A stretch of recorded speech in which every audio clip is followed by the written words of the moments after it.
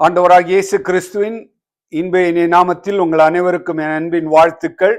விவிலியம் விஞ்ஞானமும் என்ற தலைப்பின் கீழ் கர்த்தருடைய வார்த்தையை படித்து வருகிறோம். கடந்த காணொலியிலே எதற்காக ஆண்டவர் நோவாவை 500 வருடம் காக்க வைத்தார் என்பதை பார்த்தோம். கண்களை மூடி ஒரு நிமிடம் கர்த்தரை நோக்கி ஜெபம் செய்வோம். ஆண்டவரே, இந்த நல்ல வேலைக்காக உமக்கு ஸ்தோத்திரம். வசனங்களை நாங்கள் தியானிக்கும் பொழுது ஆவியானவர் எங்கள் மத்தியில இடப்பட்டு கற்க வேண்டியவைகளை கற்றுக்கொள்ள கிருபை செய்துள்ளோம். கேட்கக்கூடிய மக்கள் ஒவ்வொருவரையும் நீர் ஆசீர்வதியும். ஆண்டவர் தாமே எங்கள் பாவங்களை மன்னித்து உம்முடைய சத்தியங்களை நாங்கள் புரிந்து வாழ கிருபை செய்யும். இயேசுவின் மூலம் ஜெபிக்கிறேன் கர்த்தாவே, ஆமேன். எதற்காக ஆண்டவர் நோவாவை 500 வருடம் காக்க வைத்தார் என்றால், அவனை சோதித்து பார்ப்பதற்காக. அவனுடைய விசுவாசம் சோதிக்கப்பட்டது. சோதிக்கப்பட்டு ஆண்டுடைய கண்களிலே கிருபை பெற்றான். ஆகவே தான் அவன் பேழைக்குள் அழைக்கப்பட்டது மாத்திரமல்லாமல், ஆண்டவராகிய இயேசு கிறிஸ்து இந்த பூலோகத்திலே வந்த பொழுது நோவாவை குறித்து அவர் என்ன சொல்லுகிறார்? மத்தேயு 24ஆம் அதிகாரத்தில் என்ன வாசிக்கிறோம்? நோவாவின் காலத்தில் எப்படி நடந்ததோ அப்படியே மனுஷகுமாரன் வரும் காலத்திலும் நடக்கும். எப்படி எனில், ஜலப்பிரளயத்துக்கு முன்னான காலத்தில் நோவா பேழைக்குள் பிரவேசிக்கும் நாள் வரைக்கும் ஜனங்கள் புசித்தும் குடித்தும் பெண் கொண்டும் பெண் கொடுத்தும் ஜலப்பிரளயம் வந்து அனைவரையும் வாரிக்கொண்டு போக மட்டும் உணராதிருந்தார்கள். அப்படியே மனுஷகுமாரன் வருங்காலத்திலும் நடக்கும் என்றார். அப்படி என்றால், இந்த நோவாவுக்கு பேழையை கட்ட சொன்னவர் அந்த சத்தியத்தை மறுபடியுமாக என்ன செய்கிறார்? நம்முடைய காலத்திற்கு கொடுக்கிறார். அங்க என்ன வாசிக்கிறோம்? ஜல பிரளயத்துக்கு முன்னான காலத்தில் மக்கள் என்ன செய்தார்கள்? புசித்தார்கள், குடித்தார்கள், பெண் கொண்டார்கள், பெண் கொடுத்தார்கள். என்ன தவறு இருக்கிறது? என்னத்தை புசித்தார்கள்? புசிக்க வேண்டியதை அவர்கள் என்ன செய்யவில்லை? புசிக்கவில்லை. என்னத்தை குடித்தார்கள்? குடிக்க வேண்டியதை அவர்கள் குடிக்கவில்லை. குடிக்க வேண்டாததை அவர்கள் குடித்தார்கள். பெண் கொண்டும் பெண் கொடுத்ததும். அப்படி என்றால் என்ன? இஷ்டத்திற்கு தங்களுக்கு என்ன செய்தார்கள்? எத்தனை பெண்கள் வேணுமோ அத்தனை பெண்கள், எப்படி எல்லாம் வாழ வேண்டுமோ அப்படியெல்லாம். ஆண்டவர் சொன்ன காரியம் என்ன? எதை புசிக்க வேண்டும் என்று இன்றைக்கு பரிசுத்த வேதாந்தத்திலே சொல்லி இருக்கிறார். அதற்கு ஒரு பட்டியலை கொடுத்திருக்கிறார்.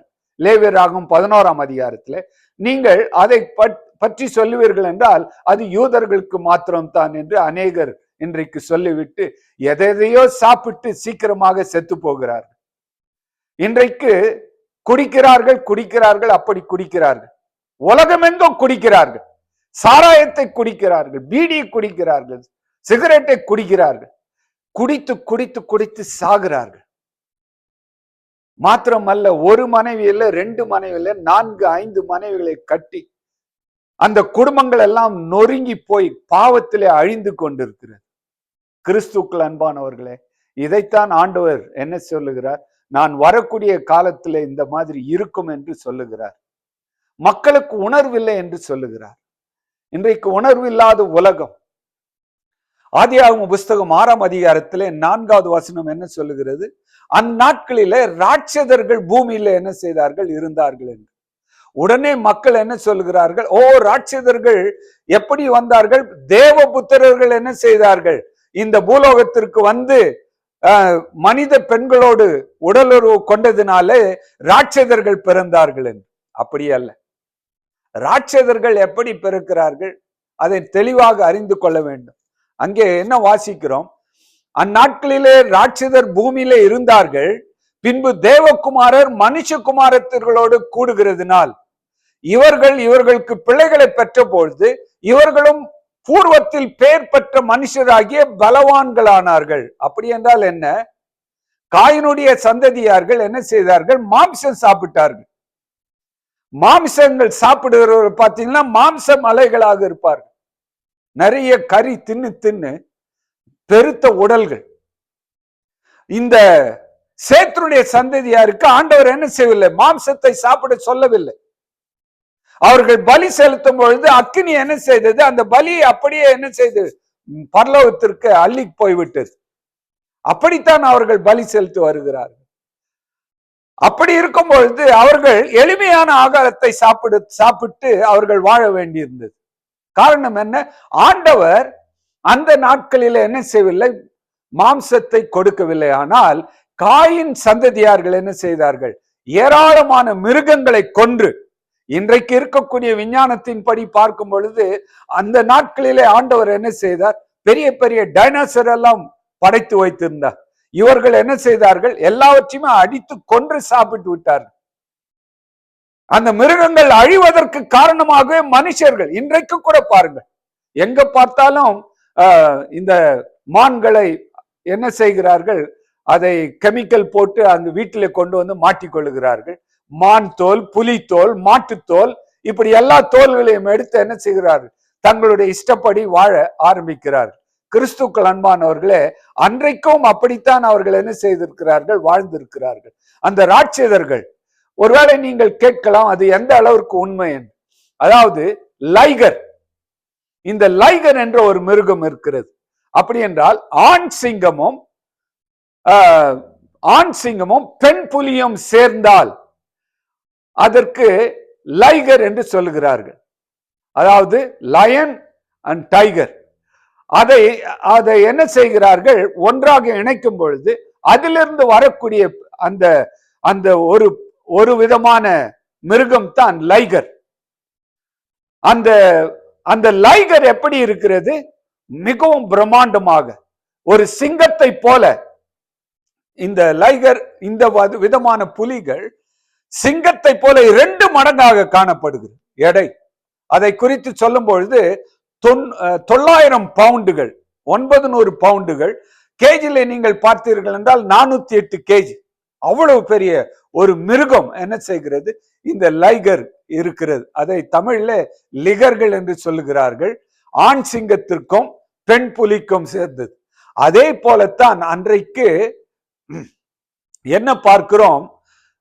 அந்த மக்கள் காயினுடைய சந்ததியை சேர்ந்தபடினால மிகவும் பெரிய பெரிய ராட்சதர்களாக காணப்படுகிறார்கள். கிறிஸ்துக்கள் அன்பானவர்களை, இன்றைக்கு கூட நீங்கள் ஜெர்மன் நாட்டிற்கு மற்றும் பிரான்ஸ் நாட்டிற்கு போவீர்கள் என்றால் அங்கே பெரிய பெரிய உருவங்களை பார்க்க முடியாது. காரணம், அவர்கள் அவ்வளவு பெரிய வசதியாக காணப்படுவது கிடையாது. ஆனால் நீங்கள் இந்த நாட்டிலே பார்ப்பீர்கள் என்றால் மிகவும் அமெரிக்கா தேசத்திலே பார்ப்பீர்கள் மிகவும் கொழுத்து மிகவும் பெரிய பெரிய மக்களை நீங்கள் பார்க்க முடியும். காரணம் என்ன? ஆகாரம். ஆகவே தான் பரிசுத்த வேதாகமம் சொல்லுகிறது தெளிவாக, அவர்கள் ராட்சதர்கள் போல அவர்கள் வளர்ந்தார்கள், ராட்சதர்களாகவே மாறிவிட்டார்கள் என்று வாசிக்கிறோம். நீதிமொழிகள் 28ஆம் அதிகாரம் 4வது வசனம் என்ன சொல்லுகிறது? வேத பிரமாணத்தை விட்டு விலகுகிறவர்கள் துன்மார்க்கரை புகழ்கிறார்கள், வேத பிரமாணத்தை கை கொள்ளுகிறவர்களோ அவர்களோடு போராடுகிறார்கள். ஆண்டவர் என்ன செய்தார்? அவர்களோடு போராடினார். என்னத்திற்காக போராடுக்காக பின்பற்றுவதற்காக ஆண்டவர் என்ன செய்கிறார்? போராடுகிறதை பார்க்கிறோம். ஆனால் பரிசுத்த வேதம் சொல்லுகிறது, மனுஷனுடைய அக்கிரமம் பூமியிலே பெருகினது என்றும் அவன் இருதயத்தின் நினைவுகளின் தோற்றம் எல்லாம் பொல்லாதது என்று கர்த்தர் கண்டு தான் பூமியிலே மனுஷனை உண்டாக்கினதற்காக கர்த்தர் மனஸ்தாபப்பட்டார், அது அவர் இருதயத்திற்கு விசனம் ஆயிற்று. கிறிஸ்துக்கள் அன்பானவர்களே, இன்றைக்கு நம்மை பார்த்த ஆண்டவர் என்ன யோசிப்பார் என்று யோசித்து பாருங்கள். அதே வசனத்தை நான் மறுபடியும் உங்களுக்கு சொல்லிக்கொள்ள ஆசைப்படுகிறேன். நோவாவின் காலத்திலே எப்படி நடந்ததோ இன்றைக்கு அதே போலத்தான் நடக்கிறது. காரணம் என்ன? நோவாவின் காலத்திலே மக்கள் என்ன செய்தார்கள்? விக்கிரகங்களை வணங்கினார்கள். அங்கே ஏராளமான வெள்ளியும் பொன்னும் காணப்பட்டது. சங்கீதம் 115 என்ன வாசிக்கிறோம்? நம்முடைய தேவன் பரலோகத்தில் இருக்கிறார், தமக்கு சித்தமான யாவையும் செய்கிறார். அவர்களுடைய விக்கிரகங்கள் வெள்ளியும் பொன்னும் மனுஷனுடைய கை வேலையுமா இருக்கிறது. அவைகளுக்கு வாய் இருந்தும் பேசாது, அவைகளுக்கு கண்கள் இருந்தும் காணாது, அவைகளுக்கு காதுகள் இருந்தும் கேளாது, அவைகளுக்கு மூக்குகள் இருந்தும் முகராது, அவைகளுக்கு கையில் இருந்தும் என்ன செய்யாது? தொடாது. அவைகளை பண்ணுகிறவர்களும் அவைகளை நம்புகிறவர்கள் யாவரும் அவைகளைப் போலவே இருக்கிறார்கள். இஸ்ரவேலே கர்த்தரை நம்பு, அவரே அவர்களுக்கு துணையும் அவர்களுக்கு கேடகமாயிருக்கிறார். ஆகவே இங்க என்ன வாசிக்கிறோம்? இந்த காயுடைய சந்ததியார்கள் விக்கிரகங்களை அதிகமாக வணங்கினார்கள். அவர்கள் ராட்சதர்களாக மாறி விக்கிரகங்களை வணங்கி கடவுளுக்கு விரோதமாகி இந்த பூலோகத்தையே நிறைத்தார்கள், நிறைக்க ஆசைப்பட்டார்கள். 7ஆம் வசனத்தில் என்ன வாசிக்கிறோம்? அப்பொழுது கர்த்தர், நான் சிருஷ்டித்த மனுஷனை பூமியின் மேல் வைக்காமல் மனுஷன் முதற்கொண்டு மிருகங்கள், ஊரும் பிராணிகள், ஆகாயத்து பறவைகள் பரியந்தம் உண்டாயிருக்கிறவர்கள் யாவையும் என்ன செய்வேன்? நிக்கிரகம் பண்ணுவேன். நான் அவர்களை உண்டாக்கினது எனக்கு மனஸ்தாபமாய் இருக்கிறது என்றார். கிறிஸ்துக்குள் அன்பானவர்களே, இன்றைக்கு பூலோகத்தை நாம் பார்க்கும் பொழுது எப்படி இருக்கிறது யோசித்து பாருங்கள். இன்றைக்கு மனிதர்கள் என்ன செய்கிறார்கள்? மிகவும் தன்னலம் கொண்டவர்களாக, தன்னுடைய இச்சைக்கு ஒப்பு கொடுத்தவர்களாக, கடவுளை தேடாதவர்களாக காணப்படுகிறார்கள். 8வது வசனம் சொல்லுகிறது, நோவாவுக்கோ கர்த்தருடைய கண்களிலே கிருபை கிடைத்தது. நோவாவின் வம்ச வரலாறு. நோவா தன் காலத்திலே இருந்தவர்களுக்குள்ளே நீதிமானும் உத்தமனுமாயிருந்தான். நோவா தேவனோடு சஞ்சரித்துக் கொண்டிருந்தான். யோசித்து பாருங்கள். அங்கே எல்லா மக்களும் குடித்தும் பெண் கொண்டும் தங்களுடைய இஷ்டப்படி வாழ்ந்து கொண்டிருக்கும் பொழுது நோவா என்ன செய்கிறார்? இந்த பூலோகத்தில் நடந்த காரியங்களை கேள்விப்பட்டு தான் ஒரு நீதிமானாக இருக்க வேண்டும், உத்தமனாக இருக்க வேண்டும் என்று முடிவு எடுத்துக் கொள்கிறார். யோசித்து பாருங்கள். இன்றைக்கு நீங்கள் எப்படி இருக்க வேண்டும் என்று விரும்புகிறீர்கள்? இருக்க வேண்டும் என்று விரும்புகிறீர்களா? உத்தமர்களாக இருக்க வேண்டும் என்று விரும்புகிறீர்களா? அநேகர் என்ன சொல்லுகிறார்கள்?